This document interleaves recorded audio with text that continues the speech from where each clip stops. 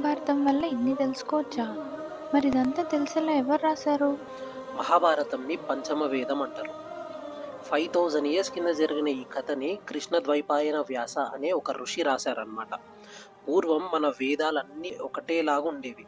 దానిని 4 పార్ట్స్‌గా విభజించి రాశారు. అందుకే ఆయనని వేదవ్యాసుడు అని పిలుస్తారు.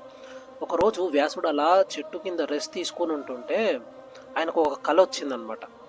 ఆ కలలో గుండెలు బద్దలయ్యేంత శబ్దం, గుర్రాల మూకలతో యుద్ధం, రక్త ప్రవాహం, ప్రాణభయంతో వేస్తున్న కేకలు ఇవన్నీ చూసి సడన్‌గా ఉలిక్కిపడి లేచాడు. అసలు ఏం జరుగుతుంది నా పక్కన అని తెలుసుకోవాలన్న క్యూరియాసిటీ పెరిగిందనమాట ఆయనకి. ఆయనకున్న ఒక దివ్యశక్తితో టైం ట్రావెల్ చేసి అక్కడికెళ్ళాడు. ఎళ్లి చూసాక అక్కడ పెద్ద యుద్ధం చూసాడు. అక్కడ జరుగుతున్న యుద్ధం తన వారసుల వల్లే అని తెలిసి ఆశ్చర్యపోయాడు. నా వారసులా అని షాక్ అయ్యాడు.